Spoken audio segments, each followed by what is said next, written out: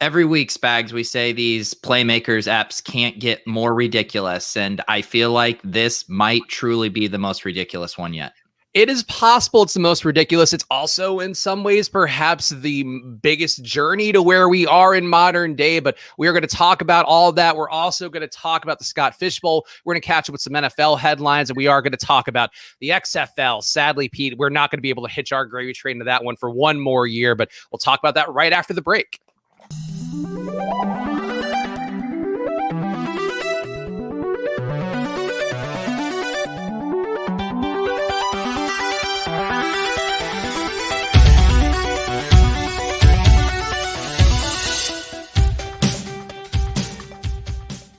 Hello, everyone, and welcome to another edition of Splash Play, the fantasy football podcast for every game under the sun. And I am Chris Spags, joined once again by your friend and mine, a man who's about to hit the road here. So we're doing it bright and early on the West Coast on a Friday. He's Peter Overzet. How are you doing, Pete? I'm doing good. We're getting a little bit of that tropical storm here, so I'm looking out my window and it's dumping rain, and I just realized I need to go bring in the trash cans, which are soaking wet outside. But other than that, I'm doing great, Chris. Wait, so you're traveling to New York today and you're driving through, because that's all down the East Coast, right? Yeah, although I was checking, it's supposed to be ease up. I think the warnings end around noon, so hopefully I'll be good. But yes, not ideal to be taking my 2007 Toyota Corolla down to New York in a storm. I didn't know you had a 2007 Toyota Corolla, but I do feel like that does now fit your unemployed life theme that you're putting out there. I don't like to brag on this show a ton, but I know people like getting kind of a peek into lifestyles of the rich and the famous. Speaking of that, Pete, I learned overnight, I guess this last couple of days, some stuff going on here where I haven't been sleeping that well, and I thought it was just related to the things going on in our lives here. And in fact, turns out my HVAC unit has not been getting under 72 degrees this entire week, which I don't know if you have a perfect temperature, Pete. For me, during the day, 70 to 75 is fine. At night, though, I feel like I like getting it closer to 62, 63, because that's for me, the optimal sleeping. Is that too low? I thought I was aggressive. Like, I like being in the 68, 67 for sleeping. I mean, 61, 60, Lauren she would throw me out of the house if I had it at that. Yeah, we are definitely. Alex is not a fan. My girlfriend is not a big fan of that one either. But she's gotten accustomed to it. She sleeps with 2 blankets. We have one big duvet as well that gets shared. I guess we could say not that well. But yeah, I just can't sleep because your body adjusts better to sleep when it's colder. That's the thing, because your body goes into survival mode. So that's what I read I don't know, a couple of years ago. And since then, it's actually worked pretty well for me. Except when you then get accustomed to it, and then the temperature being 10 degrees higher makes your life feel like the Serengeti.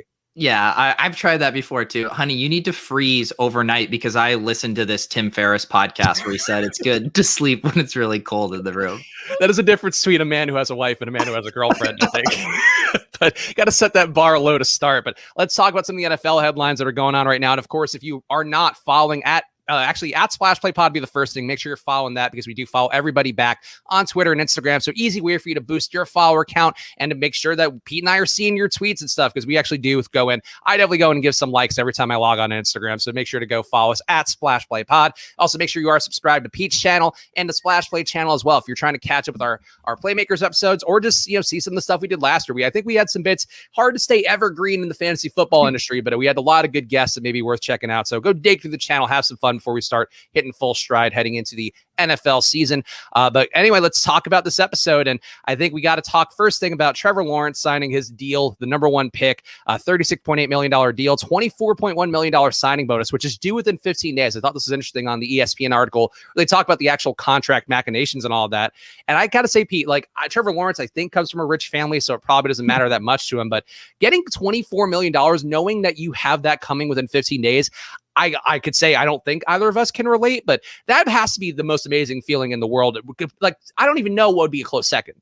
Yeah, and I believe, wasn't the story a while ago, he had a partnership with, I believe it was the crypto site Blockfolio, and he was going to be taking some of his salary in Bitcoin and some other cryptocurrencies as well. So yeah, he has a lot of money to play around with, and enough to put it in crypto, which just continues to plummet every day right now. He's actually being paid entirely in Fred VanVleet Top Shot moments.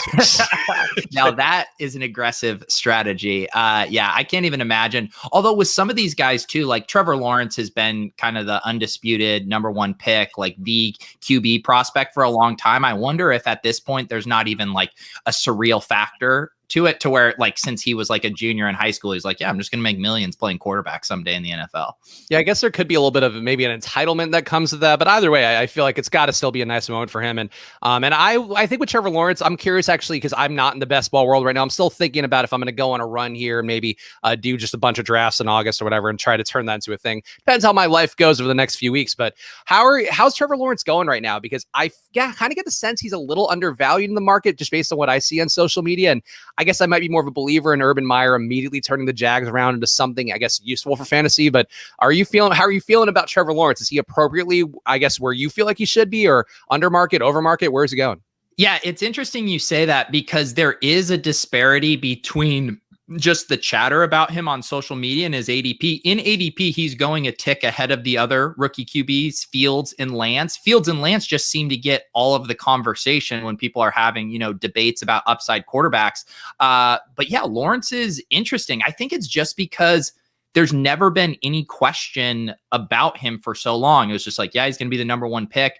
And I think there's this also conception that he might not be as high upside as Fields and Lance. I think he's still going to run, but he's not going to be as prolific of a runner as those guys. And I think people in general too are just a little scared of the Jags. Like it's like they can't get that stench out of there of like, this is going to be a bad team. But if he's a really good quarterback, and we think he is, and he has good weapons there, I don't see why he can't be in that upside conversation with those guys as well.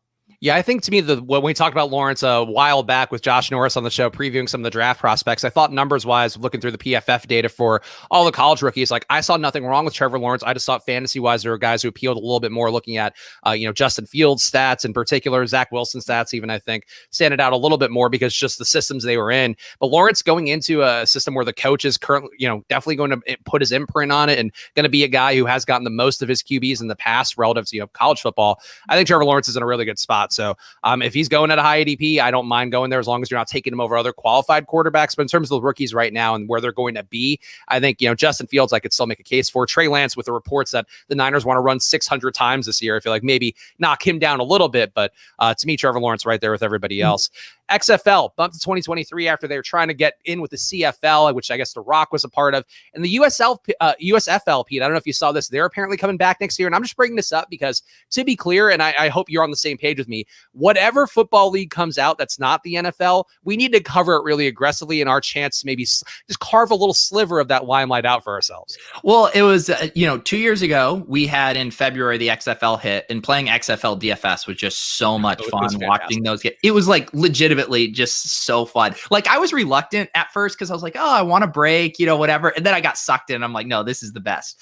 And then this year I had Top Shot is what kind of consumed my time during the early off season. And now it's like next year I'm going to need that hit again, that dopamine rush. So yeah, I don't care what football league it is, as long as we're all obsessed with it and there's DFS, like let's go. Yeah, I remember the XFL like so vividly where I was watching those games and trying to figure out because I was doing content for Osmo around it and there was no data out there really. Like I had them pay for the run package. I was digging through AFL stat or whatever the other one was. It was the AFL. What was the one that was on CBS? Now I'm completely blanking on that. AAF. Oh, AAF. You're right. Yeah. They had that run for them. And like, it was honestly a terrible experience trying to figure out what would happen. But then once I realized, the Houston Roughnecks are an amazing team, just play them everywhere for the first few weeks. That was really a lot of fun. So I think there's opportunity with these new leagues. And obviously for guys like us too, like there were a lot of XFL news sites that popped up and I'm sure we're really disappointed with the following they built to immediately have to go away. But whatever league is out there, I'm going to do my best to cover it no matter where we are. And I think that's something to keep in mind. N'Keal Harry trying to get traded from the Patriots last year at 3.9 targets per game, 23 routes per game, route per target or target per route rather, 17.3%. I feel like, Pete, you look at N'Keal Harry's numbers, nothing stands out, but I feel like him asking to be traded feels noteworthy because the Pats fans were so, and being in the New England area, Pats fans really loved this guy or thought that he was going to be something for a while. And now he's probably at best a wide receiver 4, wide receiver 5 on their depth chart. And I don't know if this move matters, but I feel like we kind of have to mention it. So if you have any thoughts, feel free to add them. And if not, just tell me to go fuck myself.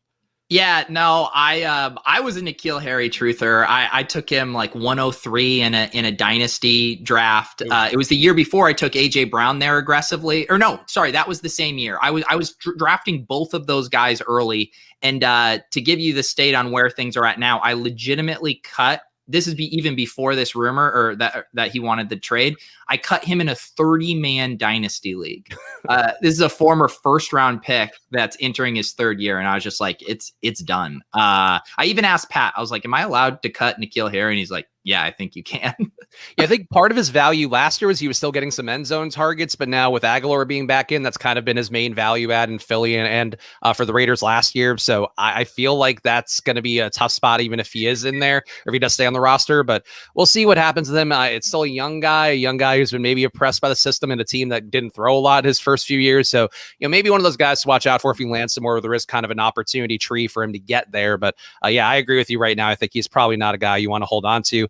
And the last thing here that I want to make sure we hit on, because for somebody like me, I was talking about it with Pete before the show. I see the Scott Fishbowl stuff on social media I have for the last few years. And to me, like, I'm not somebody who keeps up with things that much and is paying that close of attention to it. But I think it's one of those things too, where I knew to not lash out at it. Cause I think there have been some people on social media being, contrarian with what's going on with it. And just, all the hype that you hear about it, where if you're not participating, it can't seem like a lot in your timelines, but legitimately good cause. Scott Fish was won I think the FSGA is the one that gave him an award for humanitarian in 2019 and was raised a ton of money for charity. So it's one of those good things, Pete, that you might be annoyed with if you're a person out there, but I think sometimes people need to remember or just be aware of hey, don't do any troll takes on Twitter around this one because it's legitimately a nice thing for the community. Yeah, real quick. Do I look? I mean, I don't want to say I look great, but I'm not hungover. I've had enough. Do I actually look wrecked right now? So is it this little hair? I think it's the hair thing. Yeah, I thought it a little bit, but I know you just some days your hair just goes wild, man. That's who you are. Wow. Okay. All right. Yeah, this is It's one of those things that to me that when doing a lot of the Osmo streams, especially because you get a lot of passerby traffic there, people don't know you that well as they do. Hopefully you guys know Pete on his YouTube channel, but people love commenting on other men's appearances, and that's always something that's thrown me for a loop. I get it. I get, we're doing a show and you guys are watching us, so that's just human nature. But I can't believe I'm giving off this vibes. I mean, I can't even use our earlier start time as an excuse because I do 10 a.m. shows on Monday. I can't believe this is the vibe I'm carrying right now. Try to bring up the energy here, wipe the crow's legs out from here, whatever. Did you see what he said? He said you're greasy. Look at these people. You guys are everyone. The new rule too is, I've said this before, someone on a show, Spags, I did a show on Club Top Shot on Tuesday, and I was wearing a tank top, and someone said I needed to work on my traps. So the new rule is you're allowed to comment on my physical looks, but you have to send me a selfie of you on Twitter, or you can send it a video because then I get to comment on how you look. Or it has to come with a workout regimen and be how can I fix these traps? Then is it 8 sets? I don't know. What was I going to say? Scott Fishbowl. Yes, it's fun. I think it is really fun that he has just some crazy funky scoring, and you can build really good teams. I'm doing the underdog drafts, and all the good wide receivers are gone by round 7. In Scott Fishbowl, you're able to get these guys in rounds 10 and 11 because he's balanced the scoring across all positions. So you're really getting some fun teams depending on how you want to build. And yes, I do sympathize with the people who aren't in it and are getting screenshot overload, but there also is nothing worse that this genre of Twitter where someone shows the screenshot of what they're muting on Twitter is just the saddest thing I've ever seen. It's I want to be a part of this so much that this is how I'm going to be involved, showing you a screenshot of my mute list. So please don't ever be that guy. Is it still going on? Are the drafting things still going, or is that all done? No, yeah, it's still going. I think some drafts finished just because they went super fast. But my draft is a little less than halfway through. So is there any tips or advice? I feel we have to offer that up just because I did put it in the title, and I feel I don't want to deprive the people who are searching for Scott Fishbowl SEO. So is there anything, any advice you would give? Because you've done it a few years, right?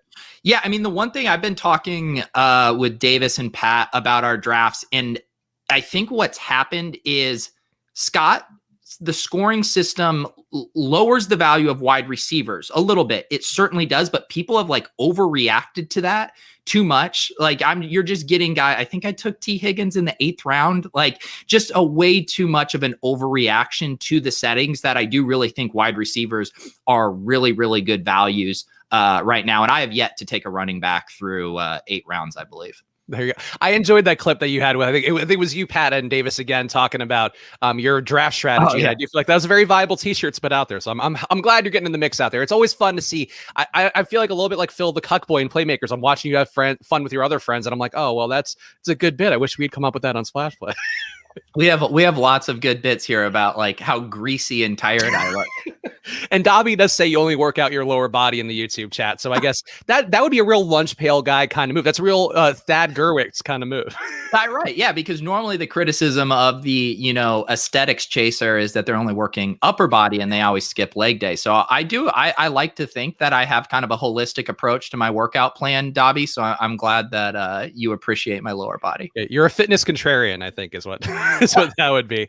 We appreciate all you guys for being here, though, especially the live chat. Always good to see you guys out here. So thanks for joining apart. And I'll make sure you're hitting the like button. Of course, if you're watching on Pete's channel, if you're watching on our channel, on the Splash Play channel, make sure to hit that like button and subscribe to both out there. And of course, if you're trying to catch up with our Playmakers recaps, do that over at the Splash Play channel. There's a playlist on there so you can dig through, watch all of them along with us, because it has been quite the journey. And I guess, Pete, are you emotionally ready to get into episode 9? Because I have to say, we're doing the show a little bit earlier today.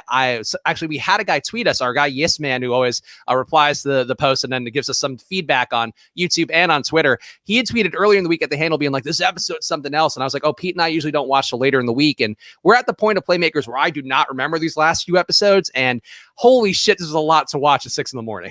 Yeah, it was. I was laughing because it was a couple episodes ago that Will Banks had the line of like, what, do I just have a team full of criminals? And then this week it was like, what, do I just have a team full of gay guys? And like, it's just like every week it's just some new kind of scary specter issue is just consuming the entire team. It's like they're all criminals at once or they're all gay at once.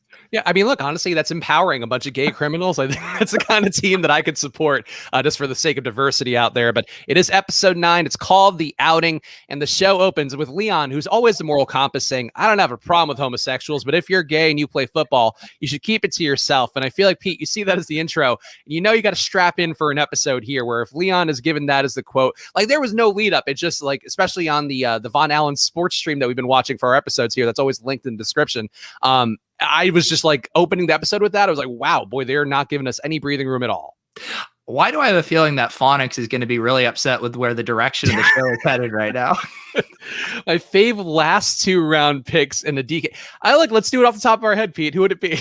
Yeah, so I am a company man in that I have not done a single DraftKings best ball draft yet. I do plan to do some over there. I would say what I'm hearing is that the wide receivers are a little easier to get over there than they are on Underdog. Honestly, like I know this is probably not the answer you love, but with those last picks and flyer wide receivers, I'm just trying to complete stacks.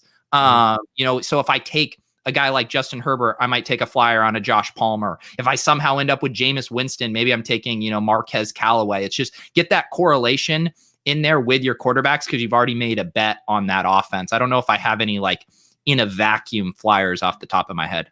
Who's it? Is it Tyree? And to be clear, I'm not fully in best ball mode. I'm not doing the full drafting. Tyron Johnson. I feel like Tyron Johnson from the Chargers is the kind of guy that I would take a flyer on. So I'm with your thought process there where I don't know what his ADP is right now because I'm not doing this stuff again. Like for me, my personal belief is that best ball's better served doing it closer to the season starting where you have more information. I know people feel that there's more of an edge doing it now, and it's just fun to fill your summer doing it. But I think based on the results I had last year, I feel like doing it closer to the start of the year is going to be the move. But I think a Tyron Johnson type, like those guys who are deep ball guys who showed some limited sample size stuff, and maybe there's a pathway for them to get more routes this year, whether it be a new offense or just a guy leaving. I think it'd be interesting.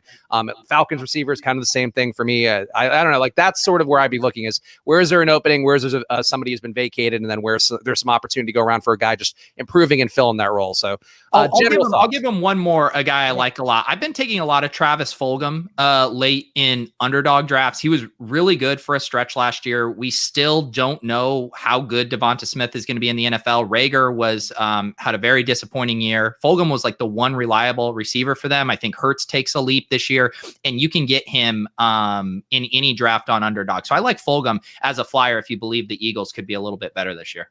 Yeah, I think too, he was kind of the victim of the coaches deciding to not go his way a little bit more, excuse me, down the home stretch. And I think a new coaching staff, kind of the same thing again there, where Fulgum was good, showed that he can produce. And if he gets the opportunity and they decide to play him ahead of a guy like Arthega-Whiteside or who else is the wide receiver 3-4 for them potentially. But any of those shitty guys, if he steals some snaps, I think that does make sense to me, even though I think actually I'm more on board with Jalen Reagor this year, I think, than anybody would be based on what he did last year. So we'll talk more about it. All right, back to the playmakers here. See, we care about the people. We have to deviate from our plan to answer the last 2 rounds of DK best ball questions. But we were talking about the homosexuals here in the opening with Leon doing that part. They transition to Gerwitz to this half. Real quick. His cold open there was literally, I don't have anything against gay people, ... except I do. That was Leon's quote to open the episode. I was like, all right, buckle up. I know where this is headed. He does have a track record, though, of not wanting personal things aired out. So I guess that could apply then. He's like, look, we should just never talk about anything that happens off the field. Doesn't lead to any good for anybody. As a player rep, as we learned here, the union rep, that he has to represent that part.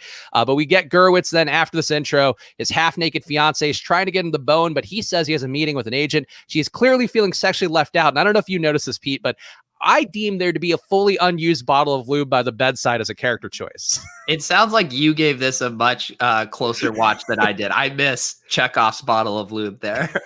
Look, as a man who's seen a bottle of lube once or twice in my life, I can identify them pretty well, but I felt like it fit the theme, and I thought they were trying to paint a picture here of like, oh, like here's this frustrated woman here who's not getting what she wants. But we do learn immediately that Gerwitz is not going to be with his agent, but we get more quotes from the rest of the football team here, including the PAD lineman guy, who I feel like we know his name, but he's only occasionally referred to as guard dog. In this episode, he gets referred to that more, saying there's no way a gay guy comes through in a tough situation on a field. He'd break a nail or something. And this guy doing his homophobic deaf comedy jam for the media, I feel like certainly gave him more character than we had in the other episodes. Yeah, I mean, some of these quotes from these guys were absurd, but DH did have the line of the episode in this montage where he said it just leaves more ladies for the rest of us, which is like such a oddly progressive but DH take, like of all the homophobic stuff, like that line absolutely killed me. Well, to be clear, I want to give DH full credit here because he says, if a guy prefers a man sandwich, that's fine by me. And then he says, leaves more ladies for the rest of us. I did write all the quotes here because they were really a way to open an episode. Big Sexy, aka Buffalo, I guess is his name on the show. We're going to keep calling him Big Sexy, even though he was not very sexy this episode, saying sodomites got no place on the football team, quoting the Bible. We then get Olschick, who has been still being the cool one, points out that Buffalo's being a fool and says that he is without sin, casts the first stone, another Bible quote. And McConnell says that a lineman weighing around 350 pounds is unnatural, as this player is popping anti-inflammatories and pain pills. McConnell, I feel like, made sense and had a chance here to be a good guy in a way that he has not been in any other episode. And I feel like that's going to be the case for a lot of these guys, besides Olchek, but they all were really pieces of shit in this intro. Don't you think that this was actually like weird in that McConnell was the one who entered the locker room earlier in the season with just like a blatant homophobic slur. And then here he's the one, again, being the like progressive voice of being like, I'll tell you actually unnatural things. This isn't unnatural. It seemed like a very weird about face, because normally isn't McConnell just getting in with the jokes here? Maybe he's a little more media savvy because of the PR component. He's the QB. So like he knows he has to say that to the media, but his own private thoughts, because he was teeing up the balls for Gerwitz to get hurt. So maybe he is like privately a bit homophobic, but then publicly he's like, oh, I have to be the liberal guy.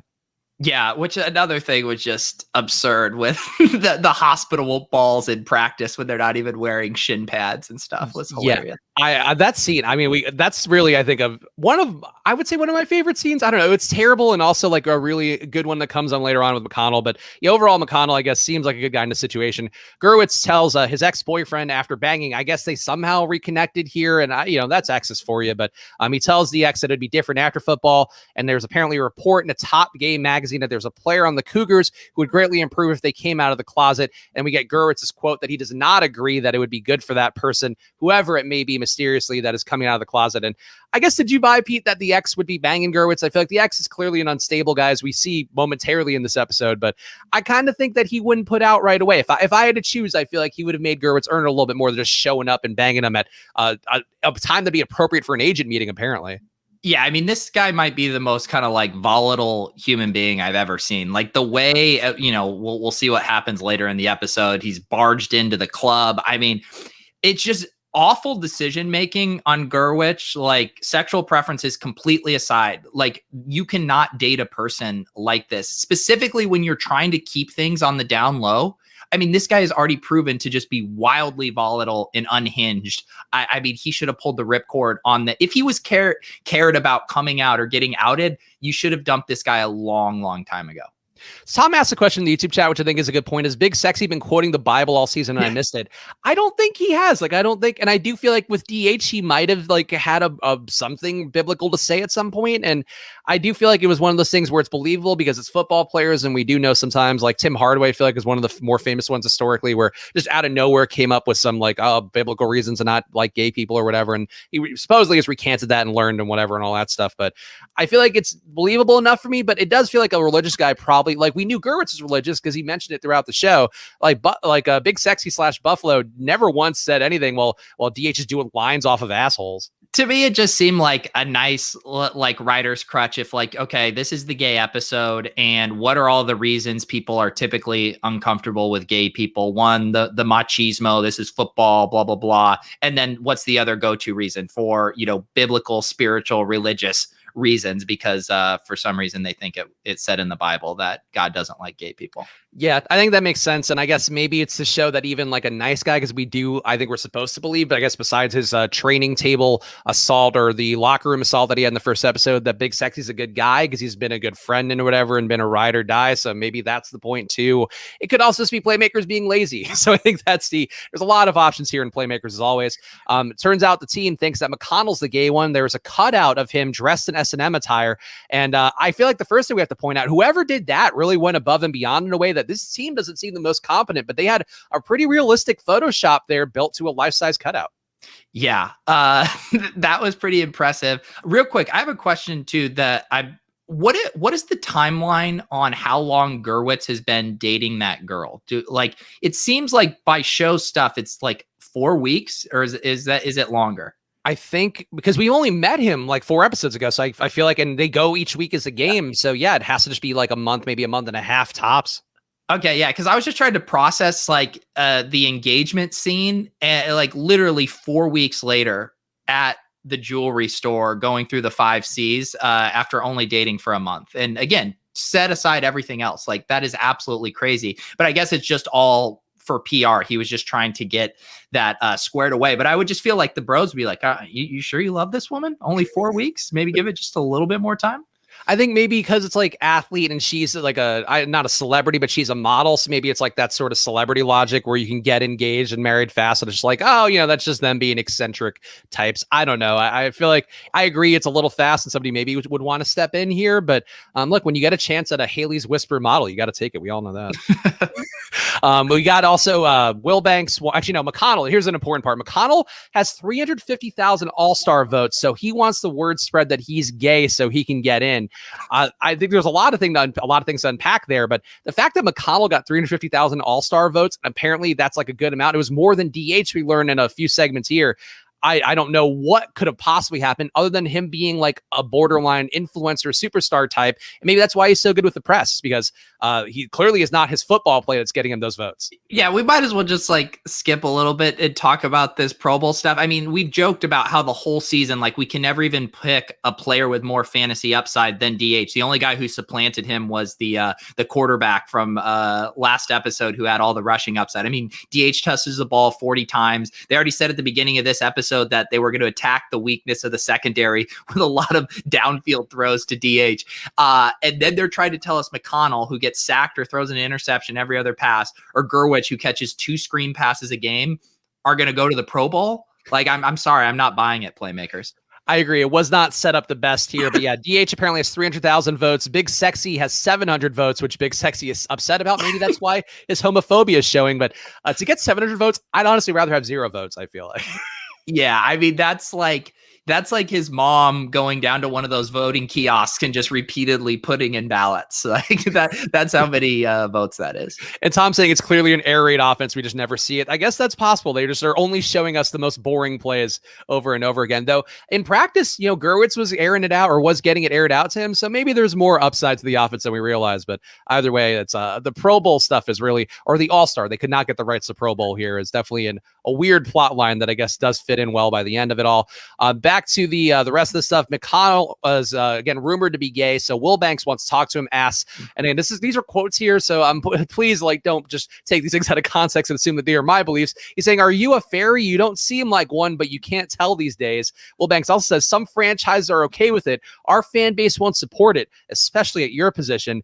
I feel like this is one thing, Pete, where I don't know if we've ever had the location confirmed or if it's, sort of been implied a little bit more often than not that it's Florida. But if ever there were a time to think this is a Florida team, I think that quote from Will Banks about them not supporting a gay QB as probably the most Florida thing. And it is like we've been saying all along that Will Banks is this pragmatist, right? Like everything is just the ends justify the means, whatever it is to win, cover this shit up. But we finally found what actually supplanted winning to him, to the fact that they were willing to bench their best wide receiver because of optics, because of worried about what the fans would think, which I think stoops Will Banks to a new low, because I was like, at least if you have this Machiavellian thing, you just want to win at all costs, like that at least checks out consistently. But now you're just a shitty person. Yeah, I think that's actually a good way to look at it, that when he's all about winning, at least there is sort of that ethos that we admire about football. It's somewhere in there. But yeah, when you're just all about the business, all about the money, and then I guess not willing to win for whatever misguided approach here, definitely a tough episode for Will Banks, who's really never been likable in any episode. No. He does force McConnell into giving a press conference. McConnell's horrified at the idea of having a press conference. Around this time, Gerwitz also gets the genius idea from the PED lineman. I guess at this point is not suspecting him as the gay guy, that they don't bust guys who have a wife and kids. So Gerwitz does in fact go to buy that ring that we talked about, which has a 14-day return policy. And I thought, Pete, this is going to be a dramatic angle they would use, like, oh, is he going to do it or not? And instead it's just the next scene of him being like, hey babe, you want to marry? And then her being like, I'm going to make you so happy. And I didn't buy any of that. Imagine your fiance being or your girlfriend being in earshot of you at the jewelry store and you're clarifying what the return policy is. I'm just imagining if that would have gone down, how that would have gone over. He did say like if she doesn't like it. He didn't say like in case I decide I want to go gay full time. So but isn't she there with him? Isn't she helping him? No, he went on his own, I think, after the agent situation, and he got okay, I missed that point. Yeah. All right. Yeah. Yeah, so no, she was genuinely delighted, I guess, to get whatever shitty ring with a 14. I don't feel like any good ring has a 14-day return policy. No, I can't imagine that either. I did. It was a nice throwback to learning about the 5 C's when I went to pick out an engagement ring. Clarity, cut, consistency, cost, and carat. Oh, okay. There. Yeah. Wow, look at this. Like, oh, it's our carat. I was like, isn't carat a K? But no, it's. Well, like good to know, I guess, for any future things this might have to take on. Speaking of learning things, Leon explains how salary caps work to Olschick, because he's concerned that he's going to get cut if somebody else on the team gets paid. It turns out that Olschick has been secretly working on a deal with Will Banks that is almost done. This ends up being a plot point, Pete, but I feel like Olschick, I don't know, like him getting a deal done, given the fact that they were basically treating him like a replacement level player last game, seems like a bit of a surprise. That's the whole thing about all of these players and like how they're valued. It's like Leon gets like 4 touches this whole season, but they wouldn't trade him for a first-round pick. Like, Olschick is getting like burned in the parking lot. Another funny thing about Olschick too, he got burned by Leon in practice. Yeah. One of those passes. It's like, who can Olschick guard? You're telling me he can't keep up with an old dusty running back in practice, and he was going to be tasked with spying one-on-one coverage of the Michael Vick in the last episode. Like there's no consistency to these players' skill levels. Yeah, I think that with Olschick too, like I think that also makes the thing from last game with them playing that, again, if you missed last episode, there was a parking lot pickup game against this Mike Vick doppelganger in the show at the strip club, I guess, with these guys in dress clothes. So Olschick is negotiating for the biggest contract in his life, and he was also doing that at the same time. Like that was a foolish move at the time frame, but now knowing too that he was up for this deal and he was aware of it, his agent was talking, like it really makes the move in hindsight even stupider. If he had torn his ACL there, he's not getting that $4 million, Pete, I'll tell you what. Yeah, he is not. And you guys were talking about it in the Discord too about Olszyk's real age versus how old he's portrayed to be in here. Yeah, so that's something that we get later on in the show, but we could just skip to this part. So we do learn that Olczyk gets the deal here. Wilbanks wanted to have the coach tell him, I guess, instead of telling himself, which doesn't seem like a Wilbanks move. I feel like Wilbanks would definitely want to congratulate Olczyk himself and be like, I've paid you $4 million. I'm very pleased. Do a great job for me. Make sure there's no homosexuals around and such. But instead, he does have coach do it for him. And then, yeah, we learned that Olczyk is apparently 26. My initial thought, and this is the thought of somebody else in chat, I think it was Tommy in Pete's Discord, saying no fucking way this guy was 26. The actor was 31. So here's the question I have, Pete. Is it easier for like a 21-year-old to play a 16-year-old than it is for a 31-year-old to play a 26-year-old? Because those happen all the time. Like you watching the horror movies on Netflix, yeah. Those are all like 24-year-old people playing high school kids. But this guy being fucking 26, I was like, there's no world where this guy's 26.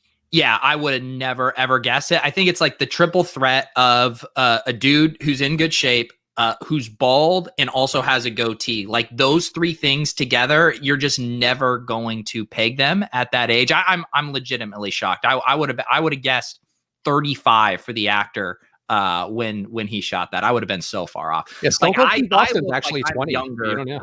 But I am right now.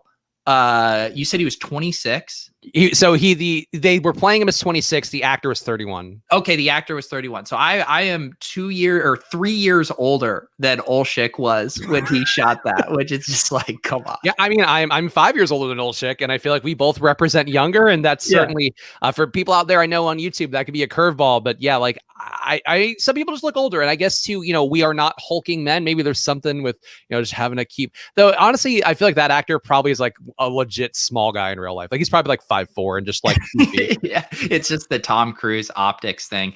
I actually one thing I'm doing to try to actually look older now is kind of look a little greasier in the morning. So I hope that did work.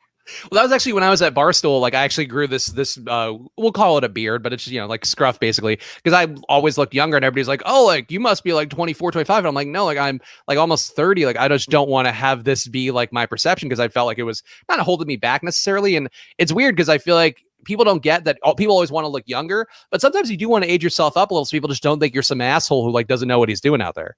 Yeah. It's true. I'm jealous of the people who can grow decent facial hair. I am not one of them. Yeah, I mean, I'm not either, but I feel like we're working. We're doing the best we can. That's all you can ever.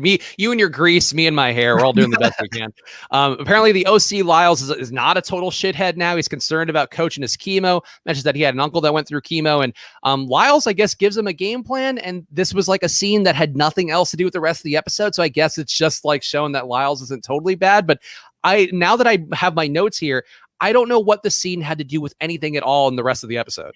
It had nothing to do. It felt really weird to me as well, and completely out of character, where it's like Lyles had already shown that he's willing to like not really care about coach's health and just wants to use this as a way to ladder up in the front office or whatever. And and now they're like, actually, maybe we have a different plot point we want to do, so we need to sprinkle in Lyles not being awful. I don't know.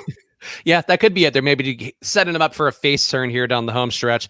We do have Leon then is somehow the one who congratulates Gurwitz on his engagement first, and he unironically says, "Welcome to the dark side." And I don't like Leon is the stupidest human being alive. He really is so dumb. There's no awareness at all of anything, but either way, these guys are at practice, and I made a note here that these guys love running one play, then taking their helmets off and doing shenanigans.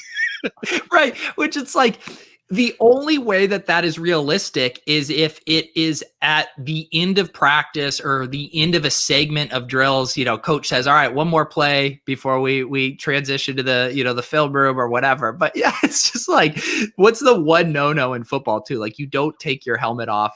But man, I guess it's just not as good to talk trash when your helmet is on. Yeah, and I feel like usually too, and granted, I only played high school football. I wasn't playing on the level of these Cougars or anything, but like they would make us run plays over and over again in a row. Like they wouldn't just be like, okay, one play and everybody take a breather. Let's all sit around and just hang out. Like I don't know. I feel like maybe it's different in the pros. I don't know, but I do think the whole point of running plays is to sort of get the right look and to see how it goes and all that. And that's not the approach here for the Cougars. McConnell has his press conference, which I feel like was shockingly classy. He says there's nothing wrong with being gay, but he does want to dispute the rumors. The media is there, and then at the same time, the inconvenient timing for Gerwitz. Gerwitz's ex shows up very unhappy with the engagement and is yelling about having sex in front of everyone. It is a full-on outing, hence the title, and the teammates are stunned. There's silence when Gerwitz enters the locker room. But Pete, how'd you feel about the scene here of the dramatic boyfriend with the Chris Kattan haircut coming in after, I guess, having whatever? I was going to make a coming joke. Didn't quite come to me right away. But awkward situation for this guy to do that. Of all the times with all the media there is not the moment. Yeah, I mean, like I said, this guy is just such a nightmare. You can't be dating anyone this volatile. And I love that even in just kind of the pure rage and anger, he had the kind of wherewithal to say the joke. If you guys think he has soft hands on the field, you should see them in the bedroom. Where it's like either that or he was like marinating on that line all day. He's like, that'll be the thing I yell in front of all of his teammates that will burn him so hard. You definitely shopping that in the car ride over. It's like, all right, what am I going to do? Is it a balls joke? Is it a hands joke? I'll go with the hands. The hands is classier. This is another good point. How does this guy get into the facility like at all? I mean, the kind of security at this stadium, the practice facility. I mean, we're bringing women, throughout the inner corridors to the locker room. We got this guy running into practice. It does seem like a concern. Yeah, I agree. And I guess it's Phil letting him know. So I don't know. Phil's always trying to be helpful. So maybe just Phil is incompetent as well. Might be the underlying subtext there. I guess we'll find out in the last few episodes. But the teammates are stunned. Again, there's silence when Gerwitz enters the locker room. Olshik goes to talk to him, and Gerwitz yells, "It's not true," to the whole locker room as Big Sexy says, "Okay, sugar." And then the PD lineman, guard dog, and McConnell are piecing together the guy who showed up to practice is the one who hit on the lineman at the bar that Gerwitz punched out. And then the PED lineman says he doesn't want anyone looking at his ass. DH, suddenly a character who was greatly homophobic to the point where he didn't want a catheter put into his penis by a doctor. Suddenly he's not homophobic and remarks, nobody want to do that anyway. And DH is all cool about this now. A lot of character inaccuracies, Pete, but I feel like these guys handling it, I don't know. I feel like the offensive lineman group in particular, like it was the linebackers, or I guess the linebackers in secondary and the offensive linemen. Everybody else seemed pretty cool, but those guys very homophobic. Yeah, it probably, again, just the writing of just being like, who are the toughest, most macho guys? It's the big guys on the line. They can't have this. I was thinking we were going to literally get some like McConnell touching the center's ass type of homophobic joke, like the way this episode was going. I was like, how have they not done that? Yeah, I think that would have been too comedic, I guess. But I do feel like, given the show, they don't do a good job balancing the comedy and the drama, so it might not be the biggest surprise. Big Sexy thinks that God won't help them now because they quote unquote talk to him through a sinner because Gerwitz is, I guess, a pastor in his time or whatever too. Leon points out that maybe it'd be him and DH doing coke that leads to that, which DH corrects to him doing coke and being questioned around a murder. He doesn't admit to covering it up. And Leon also beating his wife and coach getting chemo, and they are on a winning streak despite all of that. So DH only cares about his $200,000 signing bonus if they keep winning. And I feel like DH, the one guy keeping his character sound, besides the lack of homophobia, I guess. It's honestly incredible that this team is stringing together wins with this skill position group, literally every possible distraction in the world. And yet they're still just, ripping off wins. Like, I don't know how they're doing it. These other teams, like, imagine how big of a disaster the other teams are in this Playmakers universe if this team is able to win games. There must be like actual murders going on in the other locker rooms. Like it's like Friday Night Lights where they had Landry, the kicker, on their, spoiler alert, being a part of a murder in the second season.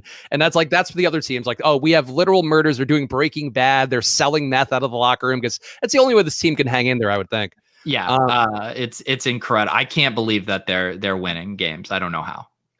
We got the Olczyk getting the contract here. Olczyk also, it's worth pointing out, his coach tells him about this deal that he got. Olczyk is worried about this putting them over the cap, doesn't want his contract to be announced because he's learned about the cap through Leon, and this might affect him. And then he immediately comes clean to Leon because he's a good friend. Leon, shockingly, as we know with Leon, always an even-keeled guy. He's mad. He wants to know what Olczyk got. Olczyk won't tell him, even though this will immediately be in the media. Leon is mad that he lied to him. It's hard to tell if Leon's even right in these situations for me because I hate Leon so much, but I do feel like Olczyk could have told him, like, hey, like, I'm getting this deal, like, just FYI, like, it's unconventional, I know. Like, he could have done that. I feel like Leon might have been in the right here, but classic Leon just does it in a stupid way. This is another thing too, where the Leon like persona in this show, like they wasted it on being in like a camp battle or running back battle with DH, because now his like prominence is just way too overblown for like what he actually brings to the team. I mean, we're literally talking about a second string running back that gets 5 touches a game and is on the last legs of his career, but he's somehow like involved in every major story. Like they should have just made Leon the star wide receiver. He could have been the wide receiver 1. Gerwich could have been the wide receiver 2. And all of this would have made the diva-ness would have made a little more sense, I think.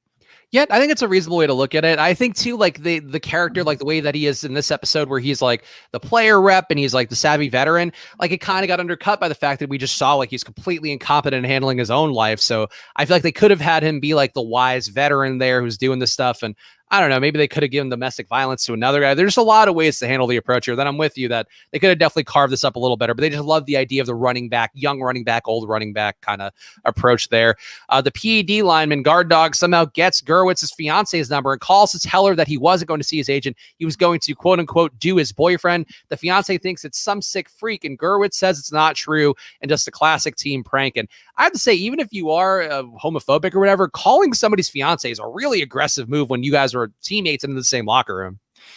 Yeah, it's absolutely wild. The overstepping of bounds with people here is it's truly unbelievable. Yeah, you know, they're all family at the end of the day. That's what we, much like Fast and the Furious. That's what a team is. Olczyk tells McConnell that the offensive line guys called Gerwitz's fiance. Cuck Phil tells Gerwitz that the coach wants to see him, and the coach tells Gerwitz that Cleveland's secondary is shit. He doesn't care about what Gerwitz does with his life because he just wants Gerwitz to carve up Cleveland's secondary. And Gerwitz says, "I don't do anything else." Then coach gives him photos, and we find out that I guess there are photos out there of Gerwitz with his lover or with the ex-boyfriend. They're not fully incriminating, but this immediately becomes a thing, Pete, where I feel like this is what Playmakers does, and it's so annoying, where they set up a scene. It's like, oh, cool, coach has his back. It's going to be a great moment. And instead it's just like, oh, yeah, never mind. Like, there's nothing he could do because Woolbanks is going to fuck him anyway. And it's just sad because coach is being a good guy. And I don't know. I just, like, I want this to work out. And immediately they dampen that fire right away. Yeah, they really did make it seem like, oh, we have another progressive guy in the building. He's going to be an ally for him. And then no, it's we're going to do what Will Banks says. Yeah, so Will Banks wants Gerwitz on the injured list because these guys are not in lockstep. Almost always his goal is to make the playoffs, but coach implies that if Gerwitz isn't with the team, it's not a story. And I feel like, Pete, based on what I know of the media, if Gerwitz isn't with the team and then it comes out that he's gay, I feel like that's a much bigger story because then there's clearly some cover up and whatever. And then like, I don't think, granted, you know, the owner might not be a PR expert, but I feel like they were treating it like that's real. And in fact, this would be the much bigger story is if they somehow forced the guy into the injured list for being gay. Oh, yeah. I mean, that is like a blockbuster story, if that's the case. I mean, this is like expose, you know, ESPN 10-page articles, you know, doing if this happens. Whereas I guess it is obviously a different era, but it's not even close to the same story. Yeah, Gerwitz doesn't want to lie about being injured, which is the point of the scene here. So he goes to talk to Leon. Leon's the player union rep, as we learn, and Gerwitz wants to file a grievance. Also, must have been kind of a bad look for one of the union reps to be involved in a domestic violence situation. That's neither here nor there. Leon apparently is very aware of the rules of player rights, so I guess he has a future there if he wants to do something else. He doesn't care about Gerwitz's personal life, despite his comments earlier in the show. And he also says that Gerwitz would be signed by 10 teams in the offseason, which threw me for a loop, and I guess does make sense when we get to the end and find out that he's a Pro Bowler or an All-Star, whatever they're calling it. But 10 teams, like he must have been quietly he might be the best fantasy guy on the team now that we're hearing this information. Yeah, you know, it's like when everyone lines up to get Adam Humphries in free agency. I mean, you got to get this guy. The kind of myth of like what he was to the team, like literally grows like every minute in this episode. Like he goes from like, their wide receiver who gets a couple targets a game, to they're building game plans around him to where now he is their Pro Bowl representative, to where he's so good that he can tell everyone on the team that he's better than them and to fuck off. Like it's the run for Gurwitz here is incredible. Yeah, I feel like they must have realized when they introduced the character, like, oh, he's going to be like a middle of the road guy who's just, getting drugs for DH. And then they're like, oh, well, actually, we could do this storyline. Yeah, let's make him really good all of a sudden. And that seems to be the case here. But Gurwitz doesn't want to lie about being injured. So he goes to Leon. Leon then goes to Wilbanks. And Wilbanks was hoping that Leon would have his back, even though Leon is trying to make Wilbanks pay for the contract shenanigans that were going on with the Olschick deal. Wilbanks tells Leon he doesn't want to get any grief from the union. And I guess Wilbanks is doing his usual manipulation while the PED guys being a bitch about Gurwitz being on the team. And I feel like everything around this, like all of it from top to bottom, I just note here, this did not age well. And I think that's clearly the case of the whole episode. But up to this point, and this is before the practice scene, I feel like it really just stood out that it's just like, oh God, it's just uncomfortable at this point. Yeah, it was we're gonna do the awards of stuff that wouldn't happen in an episode today. That's like this entire episode. I mean, this is when ESPN or the league is getting on the phone with ESPN and being like, you have to shut this down right now, right? I would think so. I mean, again, I'm sure that call happened many times throughout the crack escapades and the murder and domestic violence and all of that. But yeah, this is one not the best. We are at practice though, and this is where I thought it got better. So I made the note here that it didn't age well, and I thought this practice scene, if anything, maybe aged the closest to being where it would be now. We're at practice. Gurwitz is being lit up on catches by a linebacker named King. Olschick isn't having it, but Gurwitz says it's okay, man. So Olschick backs down. Gurwitz keeps getting hit, is literally bleeding, and the linebackers tell him to stay down, but he won't stay down until one of the DBs helps him up and says, good catch. Coach calls the practice, wants him at the showers, but Gurwitz won't leave. And then coach says he made his point and he made it well. And so we didn't get to the coach speech part yet, Pete, but when you see this guy getting hit over and over again, like I got the story they were telling, they were trying to show, I guess they were actually doing more showing than telling here, where it's like, hey, he's as tough as anybody. He's getting abused. This quarterback is fucking him over. McConnell's talking about, hey, oh, my bad. That pass sailed on me, man. And like, he's getting railroaded fully by his own team, but he keeps getting back up. And no spoilers for Captain Marvel, an unrelated movie entirely, but there's a similar scene in there that I feel like stoked the fire for me. And I feel like I just love people getting back up over and over again. Like that's the ultimate thing for me that in any sport movie will get me, or any movie, I guess, in general will get me.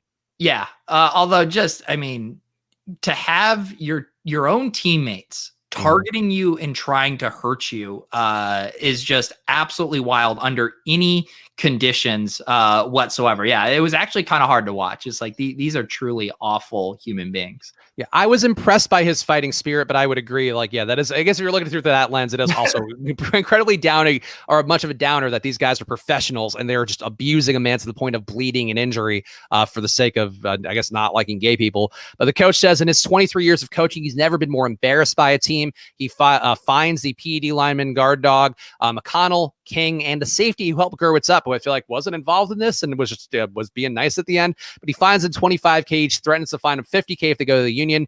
And McConnell's maybe concerned for him, wants Gurwitz to go to the doctor to get x-rays, but Gurwitz refuses. And we see him shower alone, full butt cheeks and all, as he recites the Lord's Prayer and relives the hits. And tough scene, but I tell you what, the Gurwitz, he lived up to the scrappy slot white wide receiver rep that has been out there for decades.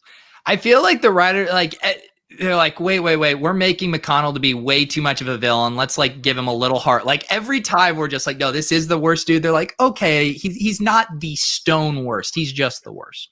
Yeah, he's not a great guy, but I guess, doesn't want to see the wide receiver, by the way, the only wide receiver we know in the show. So clearly he's the one who's helping McConnell get those 35,000 votes or whatever in the Pro Bowl. But he doesn't want to see him dying out there. He just wants to see him injured violently, I guess, in the course of practice. DH dressed like a literal pimp is there to hear what turns out the All-Star announcements. Did you like that outfit? He literally looks like the Dave Chappelle bit about the player haters ball. Yeah. And like the other thing too, is it like wasn't even matching. Like it was all just completely clashing. It was like this bright blue hat. It was so outrageously over the top. I was dying. Classic DH. He's the only one, it turns out. DH expects, I guess, to hear himself be announced as a Pro Bowler / All-Star, but the only one to make the team is Gurwitz. Coach asked if there's anything he'd like to say, and Gurwitz, I guess, I'll give the parts of the speech that I quoted here. You guys already know, it's no secret now, I'm the best player on the team. I feel like this should have gotten a laugh, Pete. It was so unbelievable. And I get why he's upset. Like, these guys were just targeting him in practice, but it also is like, everyone's been through a lot through this situation. This seems like the time to like send the olive branch. Like, I already got the accolade that proves, and well, that's even a whole other story if he deserves it. But we got the accolade that proves that he can be a good player despite his sexual orientation. And yet he wants to attack all of his teammates, burning every bridge. I'm better than you guys. You guys are assholes, and I'm going to the Super Bowl. It wasn't the angle I would take if I was Gerwich trying to turn over a new leaf. Well, that's what I thought he was doing initially when he was like, it's no secret now, I'm the best player on the team. Like, I thought he was doing a bit. Like, I thought he was like, oh, like, I'm doing a self-effacing joke. Like, we know I'm not the best player on the team, but I'm the one who got in. So I thought that was the way angle he was going to go, was like, oh, I'll just soften myself up. And no, instead, he does admit to being gay. He asks Guard Dog how it makes him feel. He tells them good luck, saying, I don't belong now. He also mentions a couple years ago, the league didn't want a black QB, and asks a guy who we've never met in the show, who's apparently the backup QB, a guy named Trent, saying, are you too stupid to play the game? So he just threw in some, I mean, he's making a point. I get it, but it did feel odd. Like, oh, here's the one black QB on the team. Let me just call, like, oh, are you a dumbass? Like, let me just throw the stereotypes another direction. Yeah, I mean, this scene was absolutely ridiculous, and I still can't get over, like, have we even seen Gerwich score a touchdown in a game? No, I think we've seen him catch one real pass in a game. And this guy's going to the Pro Bowl. I mean, DH, literally, we hear about his 20 plus carries, 2 TD games, 100 plus yard games, like, every week. And Gerwich, I mean, like, how bad are the wide receivers in the league? Like, if Gerwich is going, this must be the worst wide receiver class in the history of the NFL. Yeah, I would think that's probably a good way to look at it. I would have liked to hear, like, one, like, they could have had, oh, like, Gerwich, man, crazy game out there. You had 10 catches for 150 yards. Something that, like, what were the voters seeing that we weren't? That's what I want to know. Or like you said, some kind of, they did the ESPN, the radio segment, like, let's get a puff piece on Gerwich leads the Cougars to, like, streak of wins, or he's unlocked a new version of their offense, like, anything to make this believable. Yeah, I agree that they could have shaded a little bit more, but that is what Playmakers does. Gerwich closed this speech by saying is that all that matters is that he helps the team win. He's not going anywhere except to LA, which they don't make clear, but I presume that's where the Pro Bowl / All-Star game is played. Olczyk, then, it's a kind of an awkward little 5-second, 10-second split. And then Olczyk is the one who steps up, shakes his hand and congratulates him. Then everyone does one by one. But Wilbanks wants to see him. Wilbanks congratulates him, then breaks out the tape of Gerwich buying drugs for DH a few episodes ago, where we first met Gerwich. Wilbanks then threatens to give the tape to the league. There's going to come a time where you could stand up for who you are, and now is not that time, he says to him. All he had, and okay, so here's what bothered me the most. All Gerwich had to do is be like, I was buying drugs for DH. If he went to the media and or even just threatened to go to the media and say that, and granted, maybe he's being the good teammate, these guys weren't good teammates, whatever, but, like, it was a really easy fix for him here. And instead, after all his conviction, he just immediately signed the injured reserve thing and was out. And that just bothered me here, because if he wanted to fight back, he could have fought back. Yeah, I mean, getting blackmailed on top of this. Part of me just would love to see them both go down. Him for aiding and abetting with this drugs, DH for doing drugs at the stadium, and then I don't know, maybe Big Sexy gets to be the representative at the Pro Bowl in that situation. And Tom does point out here, he is the only person that we have seen McConnell throw to. So I guess that's a good point, that based on what we know, and we are a data, podcast / show, first and foremost, Pete, that's a 100% target share. So I think we got to keep that in mind when we are talking about Gerwich. Yeah, I mean, I still, like, it's the only person he's throwing to. If we're giving wide receiver MVPs to the Cougars, I mean, it's definitely Gerwich. No questions asked. I'm just wondering what else is happening across the league. Then amidst all this going on, very dramatic stuff with Gerwich, we then have Leon and Olczyk talking about the contract thing once again. And Leon's deal is not a priority because he's old. Olczyk is like, you're not old. They could have done this in another part. They could have done this before the other scene and just gotten this out of the way. I feel like I don't care about Leon's contract, and, like, they're not trading first round picks for him. He's a free agent. It's all stupid. And the team machinations here are completely illogical. It's absurd. And to think, like, you shouldn't be giving, Neither of Olshik or Leon should be getting any contract extensions at this point in their career, from what I've seen from them. So this is all a mute point. Yeah, the only one who deserves one is Gurwitz, who hears from coach that any team that he coaches, Gurwitz can play on it. Gurwitz talks to the media. He won't come out publicly and says he's excited to spend some more time with his fiance. And he doesn't have to be a hero publicly. I guess he came out to the people that matters. That's sort of, I think, the whole point of, we just had Pride Month. Like, I know that's a whole thing for the community out there, but I feel like Gurwitz certainly, I think, earned this episode, like the show did give enough here for his journey, but I just wish they had ended it on a more prideful note instead of, no pun intended, but a note where we could feel good about it. Cause you're rooting for the guy throughout. He's probably the only guy I feel like we can actively root for in the show besides maybe Olshik. And it just bummed me out that it's the end is just him being like, yep, I'm just going to go back to my life, pretending to be straight. Yeah. That was not the whole way that not that we need a happy ending with kind of this arc, but just the way it's what did we learn from this experience? Was there anything heartening from this? Any kind of team bonding, any kind of progress? And it's just no, we're still in this absolute shithole. All right, so let's run through some awards real fast. And guys, again, hit that like button if you can, whether you're watching on Pete's channel or on the Splash Play YouTube channel. Make sure you're subscribed on Apple Podcasts and Spotify and all of that. And again, 5 stars interview on Apple Podcasts has helped us out a bunch. I forgot to plug that earlier. So now's a good time to do that when everybody, I'm sure, doesn't give a shit about our awards that we're giving out. But let's talk about him anyway. Who has the most fantasy upside? It has to be Gurwitz, I guess, leading into this game. Now, probably moving forward, not so much, but he was going to have a dominant game against Cleveland, Pete. I think we can all agree there. Yeah, I mean, I don't know. Maybe I'm just being irrational, but I just refuse to think that Gurwitz has enough upside. I just absolutely if we had Pro Bowl DFS for this Playmakers reality, I'm fading him big time in that game. I would very much enjoy that. A very, very niche tournament. Be a tough one to fill on DraftKings. The most unrealistic moment of the episode.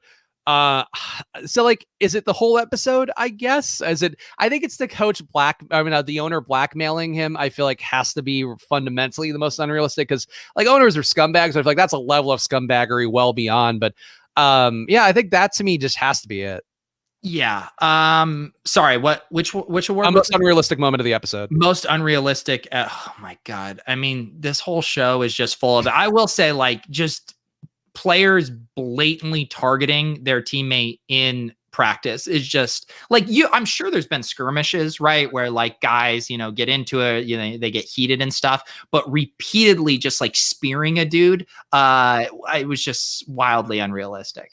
Yeah. Moment that made the NFL the most mad. I feel like it's probably that scene overall. It's a powerful scene of a guy overcoming things, but I would agree here. The players going out for business on their own and just beating up a guy for being gay. I feel like the NFL probably not thrilled with that one.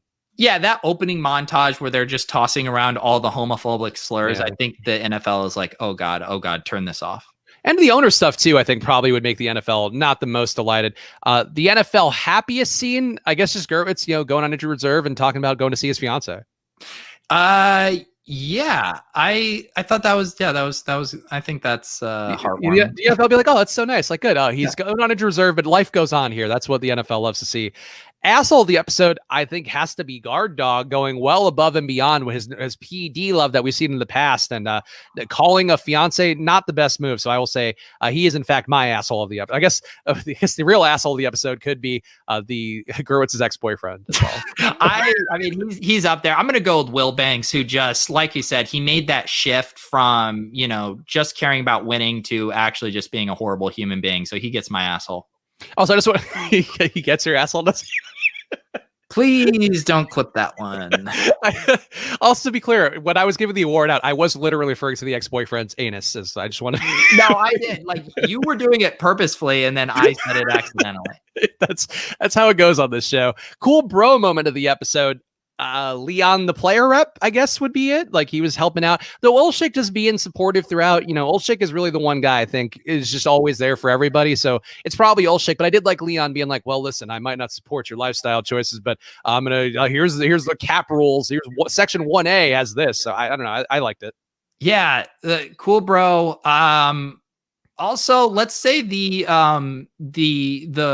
employee at the jewelry store, I think, was doing a really kind of comprehensive job of helping Gerwich pick this stuff out, letting him know about the return policy, breaking down the 5 C's. Really, the ultimate C right there is the cool bro.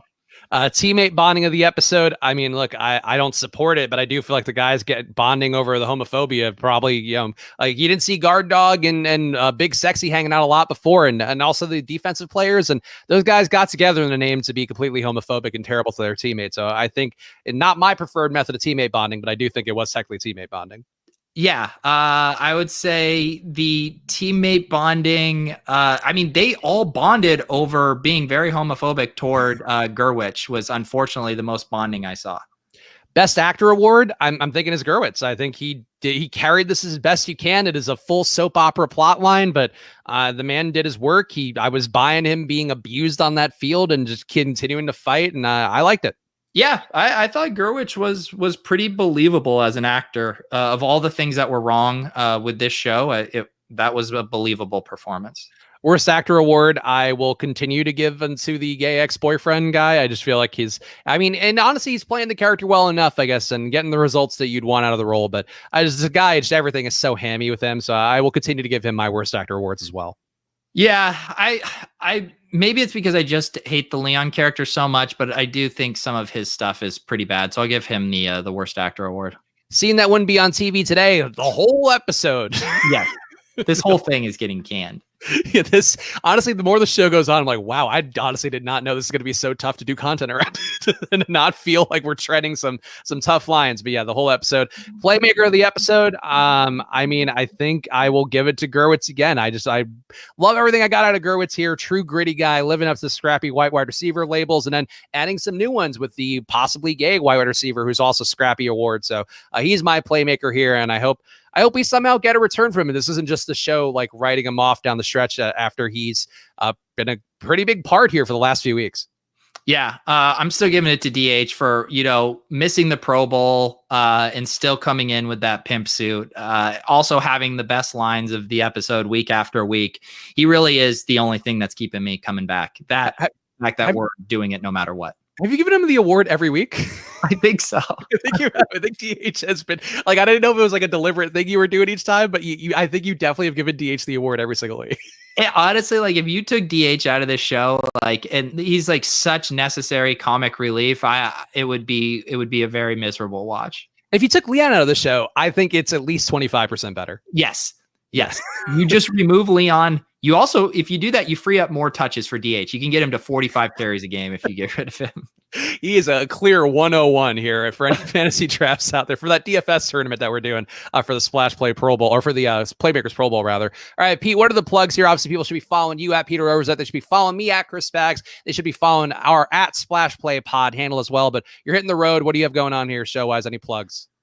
Yeah, no shows until Monday. I'll do the best ball draft on Monday. The underdog streets are super fun right now because they just launched that $5 tournament and they're filling super fast. It's already I think at 30% full, and it's been open like less than a week. So they'll probably end up releasing another one. And then I have my my randomizer boxes, which it has a lot of goodies. We got coaster, we got shot glasses, bottle openers, and it includes $25 on Underdog. So as I was explaining last night, if you haven't signed up for Underdog, you can basically get a randomizer box for $10 because $10 deposit, you get 25, and then you get a $25 card with the box. So that's $50 in entries for just $60 total. So, and it includes the box, and you support me as an unemployed content creator. So yeah, get your randomizer boxes. Yeah. All that math checks out. I will be doing absolutely nothing besides coming back next week and doing the show and